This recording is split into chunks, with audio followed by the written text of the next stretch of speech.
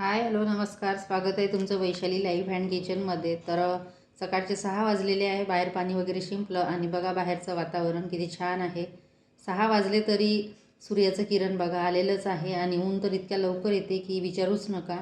आणि या महिन्यात तर भयानक अशी ऊन आहे आमच्याकडे, म्हणजे बाहेरही थांबू शकत नाही, इतकी ऊन वाढलेली आहे. त्यानंतर हे व्हील्स आहे हे टाकून द्यायचे आहे. हा इकडे सामानाचा पसारा तर बऱ्यापैकी सेट झालेला आहे, कारण इथे ठेवायला कप्पे किंवा सज्जे वगैरे नाही, जे की पोटमाळा म्हणतात ते नाही आहे. त्याच्यामुळे सगळं सामान असं खालीच लावलेलं आहे आणि किचनमध्ये पण खूप कमीत कमी वस्तू ठेवलेल्या आहे मी, जेणेकरून पसारा व्हायला नको. त्यानंतर बाहेरचं सगळं झाडून घेतलं, पाणी शिंपलं. आता म्हटलं चला चहा करूया. तर त्याआधी इथे गॅस ओट्यावरून कापड घेतला आणि नंतर हॉल आवरायचा होता तो आवरायला घेतला. तर सकाळी हा पसारा असतोच, तर तो सगळं आवरून घेतला. आणि कसं होतं ना, शेवटी भाड्याचं घर ते भाड्याचंच असतं, स्वतःचं ते स्वतःचं असतं. कारण आपण भाड्याच्या घरामध्ये कितीही नीटनेटकं व्यवस्थित ठेवा, पण कधी ना कधी ते खाली करावंच लागतं. आणि हे सर्वांच्या बाबतीत लागू आहे. स्वतःचं असलं तर आपलं हक्काचं असतं. तर असो. त्यानंतर इथे हे जे पडदा होता तो लावायचा होता मला खिडकीला, पण म्हटलं जाऊ द्या, कारण त्या ज्या खिडक्या आहे ना, ना दिवसा आतमधल्या दिसत ना रात्रीच्या, म्हणजे अशा पद्धतीच्या त्या खिडक्या आहे. त्याच्यामुळे मी काही पडदा लावलेला नाही आहे. त्यानंतर इथे बेड आवरायला घेतला आणि टी व्ही आहे ना, टी व्ही तो काही लावणार नाही. आता रुची बोलली की टी व्ही काही लावायचा नाही, असंच राहू दे. तर म्हटलं ठीक आहे. तर हा टेबल जो आमच्या घरमालकाचाच होता, तर त्यांनी तो इथेच ठेवला आणि एका अर्थी बरं झालं, कारण बऱ्यापैकी सामान त्यामध्ये सेट झालं. कारण त्यांच्याकडे पण जागा नव्हती. म्हटलं ठीक आहे राहू द्या. आणि ही रूम बऱ्यापैकी मोठी आहे, हॉल भरपूर मोठा आहे, त्याच्यामुळे इथं सामान बऱ्यापैकी बसतं. फक्त प्रॉब्लेम आहे की कुठलेही तिथे कडप्पे वगैरे नाही आहे किंवा अलमारी नाही, त्याच्यामुळे थोडं खाली खाली ठेवावं लागतं. तर असं. त्यानंतर इथे सोफा आवरायला घेतला आणि सोफा आणि बेडचं अंतर बऱ्यापैकी लांब आहे. इतकी रूम मोठी आहे ही आणि रूम पण छान आहे, सगळं व्यवस्थित आहे. फक्त इतकं झालेलं आहे आता, प्रॉब्लेम असा आहे की आम्हाला म्हणजे बाहेर जायचं म्हटलं तर खूप आतमध्ये रूम आहे आणि ॲटोसाठी बरंच लांब जावं लागतं. त्याच्यामुळे थोडं दूर पडतं आणि मुलीला पण दूर पडतं, कारण प्रॅक्टिस तिची इथून कमीत कमी 30 ते 40 किलोमीटर अंतरावर आता अंतर पडलेलं आहे. आधी थोडं कमी होतं. तर ठीक आहे. तर म्हटलं काही दिवस करायचं आहे ॲडजस्ट, पाहू नंतर पुढे. आणि एकदा का आपण इथे सवय झाली की मग हाच रस्ता आपल्याला जवळचा वाटायला लागतो. सुरुवातीला वाटतं थोडं की लांब आहे लांब आहे, सवय झाली की मग इतकं जाणवत नाही. तर त्यानंतर इथे रूम झाडायला घेतली, रूम वगैरे झाडली आणि आता पुढचा भाग बघा. पुढचा पोर्च आहे, अगदी थोडा आहे, तर इथे फक्त जे चप्पलचं स्टँड आहे ते ठेवलेलं आहे. 2-3 ते झाडाचे रोपटे आणि कूलर एकीकडे. तर ते म्हटलं चला झाडून घेऊया. आणि इकडे कसं आहे की कूलर लावल्यामुळे ना जागा अगदी कमी पडलेली आहे आणि इकडे सकाळी भरपूर अशी ऊन येते. सकाळी 7ला ऊन आली की 11-12पर्यंत असते, तोपर्यंत दार बंदच ठेवावं लागतं. त्यानंतरच ओपन करते. आणि पुढे पण छान असे मोठे मोठे लिंबाचे झाडं आहे, तर दुपारी छान हवा येते, अगदी मोकळी, छान प्रकाश येतो घरामध्ये. अशा पद्धतीची रूम आहे. रूम खूप आवडली. फक्त आमचा प्रॉब्लेम आहे जाण्या येण्याचा थोडं. तर असं. त्यानंतर इथे चहा ठेवला. म्हटलं चहा होईपर्यंत बाकीची कामे करूया.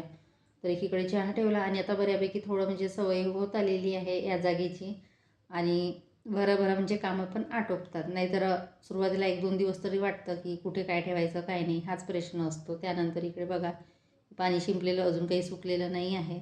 नंतर इथे नाश्ता केला. नाश्त्यामध्ये फोडणीची खिचडी, रात्रीची खिचडी वाचलेली होती थोडी, म्हटलं चला ती फोडणी देऊया, नंतर बाकीची कामे. तर इथे भांडे घासायला घेतले. म्हटलं भांडे वगैरे घासून घ्यायचे. आणि आता इथे दूध आणायचं म्हटलं तर बरंच लांब जावं लागतं दूध भाजीपाल्यासाठी, कारण इकडे आतमध्ये कुठेही असं दुकान भाजीचं नाही आहे, लांबच असतं. आणि तिकडे आधी होतो ना आम्ही, तर चौकामध्ये गेलं की सर्व दुकान असायचे. तर असा प्रॉब्लेम येतो नवीन ठिकाणी काही ना काही. तर ठीक आहे. त्यानंतर भांडे वगैरे घासून घेतले आणि आता भाजीपाला आणलेला होता, म्हटलं तो फ्रीजमध्ये ठेवूया. तर भाजीपालावर सर्व सेट करायचा होता, तो आता करणार नाही, दुपारच्या वेळेस करेल. फक्त आता जे कॅरी बॅगमध्ये बटाटे होते ते काढून ठेवले भाजीपाल्यातून आणि बाकीचं मग फ्रीजमध्ये ठेवून देईल, कारण बटाटे फ्रीजमध्ये ठेवत नसते. तर सर्व बटाटे काढून घेतले. त्यानंतर टमाटर, वांगे, पत्ताकोबी असं बरंच काही होतं, ते सगळं फ्रीजमध्ये ठेवलं आणि दुपारच्या वेळेस आता ते सगळे लावणार आहे. पण फ्रीजमधले डबे मी आता सगळे पॅक करून ठेवलेले आहे. 1-2 डबे असतील फ्रीजमध्ये, जास्त तर नाहीच आहे. त्यानंतर इथे भेंडी वगैरे होती, तर ती दुपारी बाहेर काढून ठेवणार, म्हणजे उद्या सकाळी किंवा संध्याकाळी करेल त्याची भाजी. आणि नंतर म्हटलं गॅस ओटा क्लीन करूया. तर हा ओटा अगदी छोटा आहे, फक्त एक गॅस बसतो, त्याच्या व्यतिरिक्त काही ठेवता येत नाही. आणि एक तेलाचं भांडं असतं आणि एक छोटी रॅक.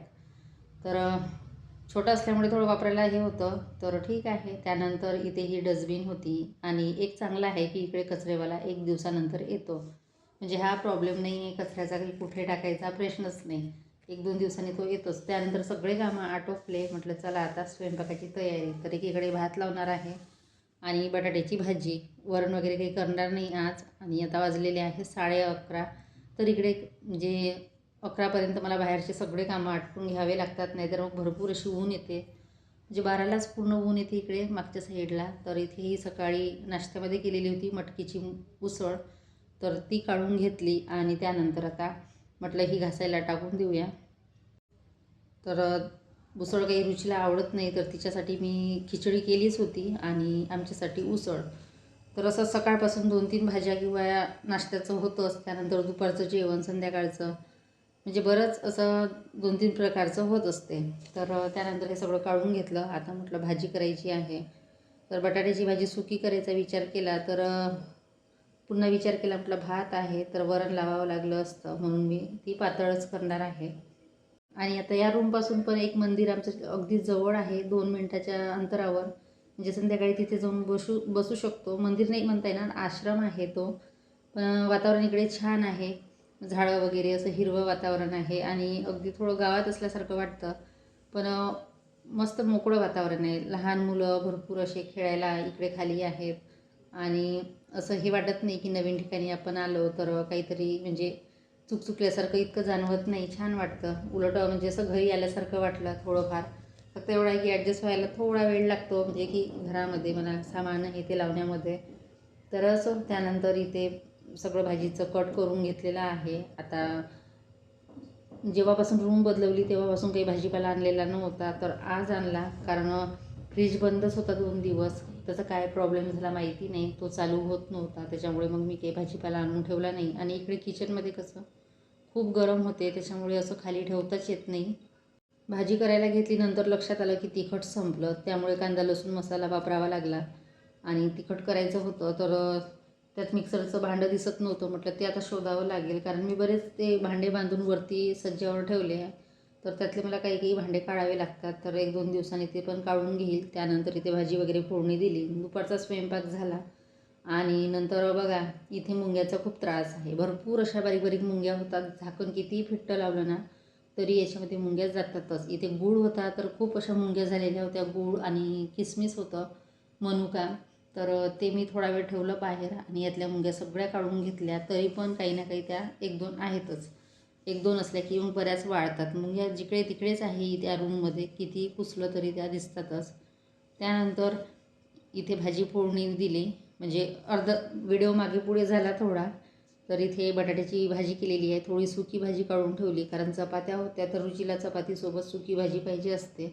आणि नंतर मग याच्यामध्ये पाणी ॲड करणार आहे. आणि आता बऱ्याच दिवसांनी मी तुमच्याशी म्हणजे सकाळचं रुटीन शेअर करत आहे. मध्यंतरी होत नव्हतं. म्हटलं चला आता थोडा वेळ आहे, तर व्हिडिओ पण छान शूट होतात. आणि ते सूर्यप्रकाश असल्यामुळे ना छान अशी क्लॅरिटी येते मोबाईलमध्ये व्हिडिओची. नाही तर मग आधी थोडं अंधुक वाटायचं.